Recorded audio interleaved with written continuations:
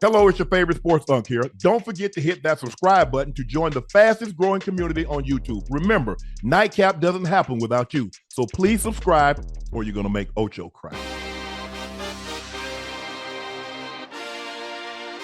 The game, the guy that you're mentoring, the Vanderbilt Commodores, the number 17 Vanderbilt Commodores, 31, the number 10 LSU Tigers, 24, Pavia, 14-22, 160, 1 touchdowns, no interceptions. Quarterback, the ball, nor the quarterback was on the ground. He had another 17 carries for 86 yards and another 2 touchdowns. So he had 3 total touchdowns. They ran the ball 45 times for 239 yards. Yeah. You know, Brian Kelly now, you know, he known to jump ship. You know, Penn State job opening because he Cincinnati to Notre Dame to LSU. It's a lot easier route up there in that conference, that's for sure. And he's going to have a lot less of a hot seat up there. It'll be nice and comfy, cushy, new contract. Look, Vandy can play. They went in there at home. Nussmeier played well. He scrambled out of a lot of plays. They had a lot of explosive plays in this game, LSU did. And Vandy answered back every single time. Pavia needed to scramble for a touchdown late in the fourth or whatever it was. Really good drive by them. I think Vandy just answered the call. This is not the Vandy of old. They are playing with a lot of swagger. They played 2.5 really good quarters versus Bama and then kind of let it down and didn't play the way they needed to. But at the end of the day, Vandy's a good football team. Diego Pavia is an experienced veteran of a quarterback, a guy who's spent a lot of time there. He plays with a lot of swagger, a lot of heart, and the guys on the team love him. You look at the sideline when he comes off, when they score a touchdown, that's great team camaraderie. He's a great kid. He's a great friend of mine, and I'm happy for him. If you look at the LSU side of things, we're back to banging our head against the wall because this is a tough one to swallow. You could see it on the sideline. Nussmeier was hurt after this one. And, for me, I've had a lot of people reach out to me about, why are you supporting Diego Pavia so hard when you got a guy in Marcel Reed that at A&M is doing amazing things? You want me to tell you why? Because I fuck with every quarterback that's going out and living their dream and playing on Saturdays. Every single one of them. Carson Beck, you're on my shit list a little bit right now after what you did this week, but I still love you. I'm still going to see you in the club to live on Sunday, I'm sure. Nevertheless, I want to be a guy who comes in and helps hype up these dudes, give them good advice, learn from my downfalls, from my pitfalls.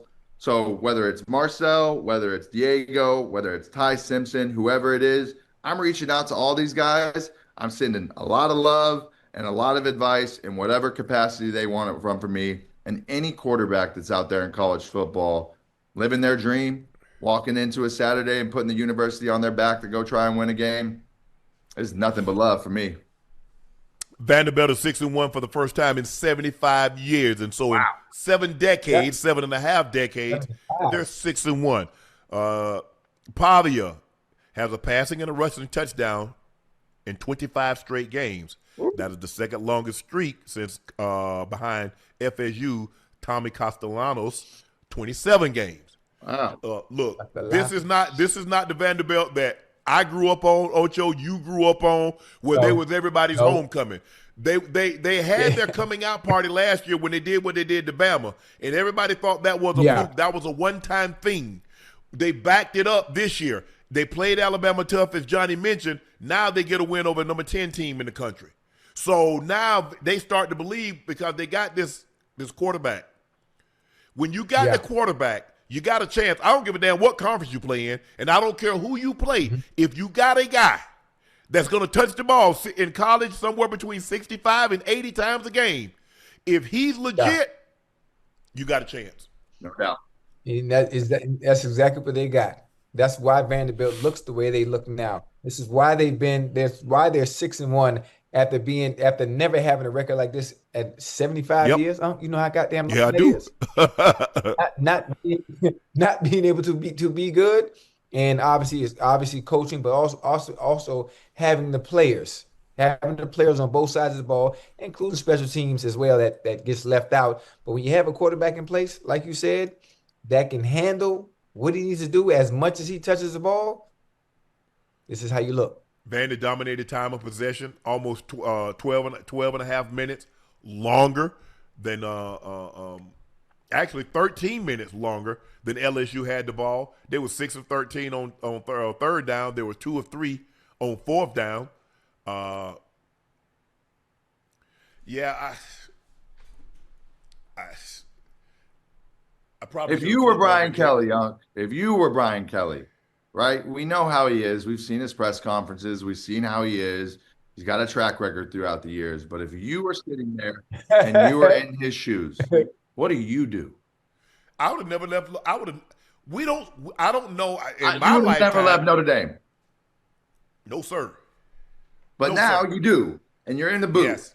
And now you got a bunch of fired up Cajuns on your ass every week, and you ain't got a natty yet. If you can't win in LSU, you're not winning in Penn State. I agree. You get superior athletes at LSU. Now I understand it's a superior. I think the SEC is the toughest conference in football. Now you can debate that and go back and forth. I mean, team for team. But I think when you go back and look at it, more players come out of the SEC go to the NFL than any other conference. That's happened. I don't think he can recruit any better at Penn State than what he's recruiting at LSU. Agreed. But can I say something real quick, Unc? And you know, one thing, it doesn't even come down to recruiting anymore. It doesn't come down to recruiting anymore. I don't care how many houses and how many couches you sit on and talk to people's family. It all comes down to the check that you're writing. The check that you're writing for these individual players that you want to come in and change the trajectory of your team and want a chance to compete. ACC, SEC, it doesn't matter. How much are you willing to pay? Because in order to win now, which is why you see the playing field has even from team to team, and there's no domination by one team. And week to week, when we watch these games on Saturday, there's a good chance that either team can win. Yeah. There's a good chance, and we've seen that time and time again this year. It always happened. Teams that normally dominated back in the days aren't dominating like they once did. Why? Because the money talks. It's different. Players are going all over. Where's there more money at? Penn State or LSU? Ooh, that's interesting. That's a good one. Because I think it's about the same. I do. Yeah, I can see so? that. I say it's probably pretty close. I say you're going to have a $20 million roster at both places, probably. Right. And that's just a number. You got some schools that are going to spend 25, 26, 27. That's a $7 million difference. You're definitely going to have some backups in a better spot and some starting players in different positions that are making a little bit more. But for the top, 10, 15 programs, you're at a $20+ million roster. I think it's probably pretty close. I think the SEC and LSU and what they've done has been historically better. So you're going to have a little pedigree there, and just where you're recruiting the athletes from and in the South is going to be better at LSU. So he's going to have to grind it out, try to find another quarterback after Nussmeier that can get the program rolling, and you just stick it out. Yeah, and he's known to jump ship. I don't know, Ocho, if the same amount of money, you had Jaden Daniels and you didn't win a national championship, or you didn't even come close. He's always losing a game, Johnny, that you're like, okay, they're gonna win this one, and somebody nips him. Somebody gets him, and then he would be a hard coach to play for because he blamed the players and this and that. I'm like, bro, what about you? What about you? You talk about us and this is not what we coach. It is. The direct deposit hits every LSU week. When the direct deposit hits Brian third. Kelly's bank account every week, he's happy no matter what. He's sending the blame everywhere else. 2025 NIL rankings. LSU 20 million. Penn State 13 million.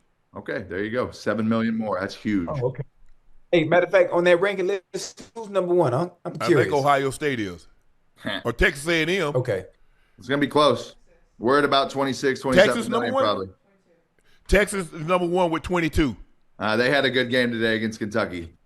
Ohio State is 2 at 2021. or 20.5.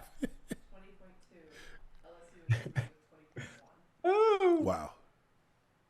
So think about it. The top 3 are in the SEC.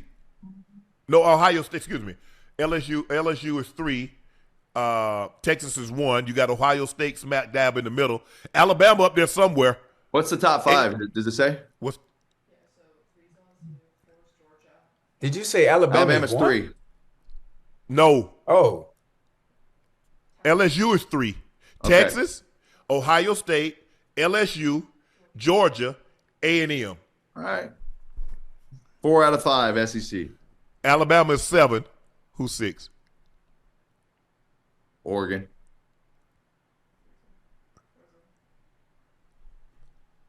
But could we see a switch? Michigan is 6. Could we see a flip? James Franklin goes to LSU.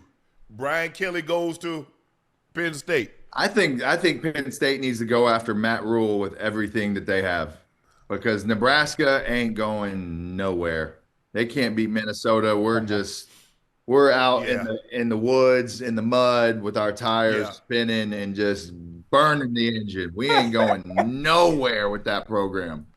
I think the thing is, but here, let me ask you this, Johnny, because I think the thing a lot of times is that I remember what Nebraska used to be. Of course. This is like talking about Colorado and what they used to be. I remember what Penn State used to be. The question is, and maybe we need to reshape our vision or what we think they can be. Can Penn State ever be what they once were? Yes. In my opinion, yes. Their conference is too easy. You get 2 big games a year. Go win those big games. If you lose one, you're in the playoff every year. Your program's hyped up enough. You're going to be ranked in the top 25. You go 11, 12, and 1. You're in the playoff. All you got to do is play ball at the right time. So, yes, because your conference is so easy. Well, Penn State might have been looking at Cignetti, but he's like, nah, Indiana said, nah, y'all ain't going to get him. Hey, we going to drop the bag on him. 11.6, we make you the 3rd highest paid. He deserves it. Behind Kirby and Ryan Day. Yeah, absolutely. To win, look. yeah.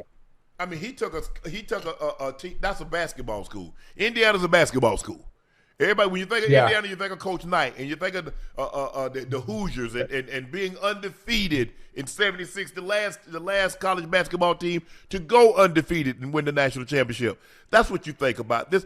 He's making you reevaluate how we look at the Hoosiers. So now they're just not known for that bicycle race that they have every year where the co-eds ride their bikes for, I don't know, what is it, 50 miles, 75 miles, or the basketball team. Right. He's a hell of a coach. He was on Coach Saban's staff. He was a wide receiver coach, Ocho. But he wanted to be a head coach. He left, go to a Division II school, take a $125,000 pay cut, got a daughter about to go to college. He says, but I want to be a head coach. Look, you already know if you coach on if you were on Nick Saban's staff, who didn't get a head job? Lane Kiffin, right. Kirby Smart, Billy Napier, Cristobal, Mel Tucker. Who didn't get a job? Dan Lanning was a grad assistant, head coach. Cignetti, head coach. Who didn't get a head job if you're on his staff? Right. And look, I got a question. Speaking of head coaching jobs and vacancies that are open, Penn State. Yes. What are the chances that Nick Saban comes back and takes that opportunity? Well, they were talking about it this morning. 0. Miss Terry said he having too much fun, and she don't want to take no championship from their babies, which is Lane, Kirby. I don't know how much longer Billy Napier is going to have that job in Florida if he don't win out from here, and that's not a very good chance because I think they still got Georgia on their schedule. But I don't think Coach Saban is coming back, because the issue that forced him out still exists. I think you're going to have to get some of these younger coaches that are coming up in the ranks. The coach at USF, the coach at Tulane, Texas State has a really good coach that's up and coming on offense. I think you're going to have to find these young guys who are offensive minded, who put a good program together on a smaller scale, and you're going to have to give them the opportunity and roll with some youth, and that's it. Yeah. When you look, what if he comes out of retirement, Ocho, and wins a championship, that doesn't change. Everybody believes he's the greatest college coach to ever live. He got one at LSU. Yeah, it is. He got 6 at Alabama. And he lost to Clemson, he lost to Georgia. So he's the greatest. It's either him or Coach Bryant is the greatest college coaches to ever live. They're both at Alabama. So that's what we do know. The 2 greatest college coaches to ever coach is Coach Bryant or Coach Saban. Many believe Coach Bryant, considering, a lot of those championships that he won was before integration. Coach Bryant did. So we get that. But I don't think Coach Saban, I don't think anything. He comes out and he wins number 8. Do you think more of him because he won 8 instead of 7? No. And it's just more headache. He's like, you know what? He got a great job. He does an unbelievable job on College Game Day. He's great at it. He knows it. He knows how to talk. And on both sides, he can talk to the players, and like how he was with the players. It's like when they were good, I was harder on my coaches and the team when they were good. I was easier on them when we lost. So I don't see Coach Saban coming out, but hey, never say never, because that encompasses never and always. And I don't believe in saying that, especially how much money Penn State got. A lot. You got $15 million a year? But probably not. Listen, it ain't going to happen. It really isn't. They need to go find somebody that has wanted that Penn State job, it's a dream job for them, that really cares and can buy into what it is, because it is a good job at the end of the day. Like we said and spoke about a couple weeks ago, do we think James Franklin should have been let go? Probably not. But at the end of the day, it's a good opening, a good job. You're going to see some good openings of good jobs around the country, and we're going to see who they fill them with. Ash was saying that on College Game Day that Miss Terry said, we haven't heard a number yet. Uh-oh. It is. And I think Jimmy Sexton is Coach Saban's agent also. Look, I think he's very content with where he is right now and what he's doing right now. He makes good money doing what he does. He still has an office at Alabama. They still pay him. And I don't think he wants to deal with the headache at this age and time. Agreed. Right. So what you think about you, huh? No, I don't want it. They ain't got a number. They ain't got a number big enough. Because you already know how I am. I ain't got no patience. And so it's understood. That's why I ain't no coach. I've never wanted to be a coach, because I know my patience. Right. I already know how I am. I would get mad at the guys. Bro, we done practiced this all week. We talked about the first 15 Saturday morning. We went over the next 15 to that Saturday night. And then you come and F it up Sunday out the gate? Nah, I couldn't do that, man. I couldn't. I mean, I could see the program turning around under you. What about this? What about Dion? At Penn State? Why not?